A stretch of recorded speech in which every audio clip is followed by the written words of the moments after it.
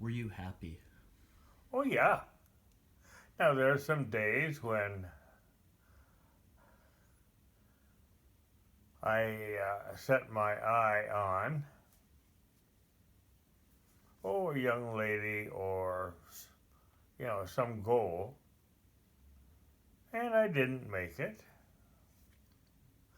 And so those little upsets were, it took a week to get over, or you decided at the time you would never get over it, and that usually took about a week.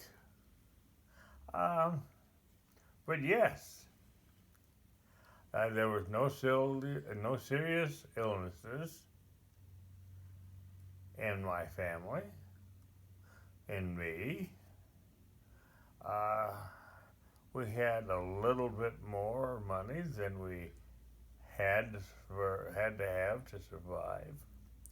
We took some family vacations up to a rather large lake. It was really only about 40 miles, Clear Lake. Um, we went to the Black Hills of South Dakota, went into Wyoming.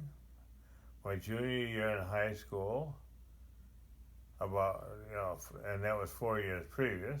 Then my junior year in high school, we went out through the Black Hills across Wyoming, did Yellowstone, did the Grand Tetons, did the Salt Lake, did spent a day in Utah, Utah, and then I crossed and then to my aunt's, the one that had gone to college, was living in Sacramento, California. And we went from there to San Francisco. And so we traveled much more so than many people in my hometown. Eventually, when some of the farmers who were affluent sold off their farms, we're talking here maybe $3, $4, $5 million. And so in the fall, winter, they went west to Arizona. People around here go to Florida. But I was decidedly happy. I was relatively without responsibility, except for maintaining grades and things like that. And then, after I got drafted, Fort Des Moines, Fort Carson, Colorado, Fort Riley, Kansas, that was in August, then Fort Belvoir, Virginia, Army Engineer School, and then Sandia Base, New Mexico, where I didn't have to do a lot of soldiering.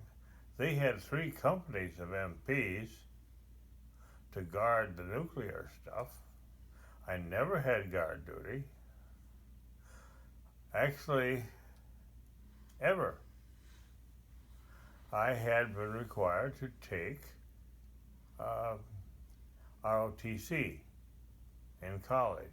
Iowa State was a land grant college.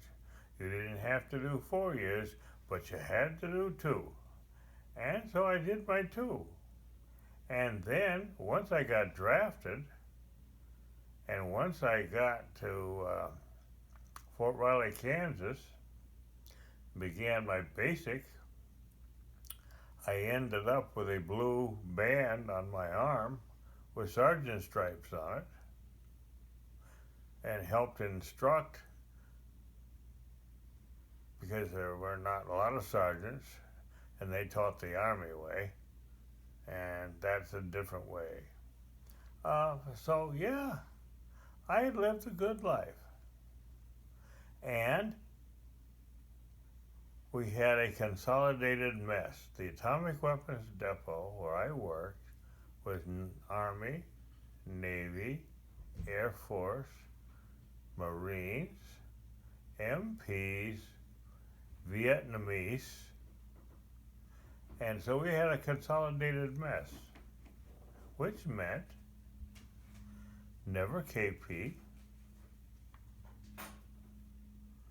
That's pretty good. So I didn't have the real Army. I worked in a building that was more floors below ground than above. And there were about 12 officers, 8 enlisted men, and over 200 civilians.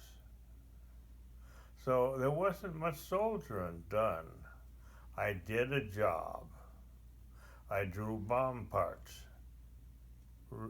for a catalog. So if a guy someplace broke something, he'd open up the book into a page I drew, said, "Hey, I need one of these." And he got one. And so it wasn't awful. The fact that it took a lot of, some years out of my life is something else again, because somewhere around that time, no, it was really later when they killed the draft, but nobody went to Canada. Everybody then just stood up and did their duty. But I was happy. Everybody was doing something, which meant we were all together yet. We hadn't stratified. And we didn't care about politics much in college, didn't care much about it in the military, because you just obeyed your orders. And then the happy day when I cleared post and went back to Iowa. I stayed there about 5 days and then headed east. I'd never been east. Never been east of Chicago. But there was a young lady that I had dated in college who was in Cambridge.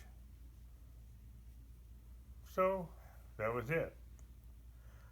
I'll do another question.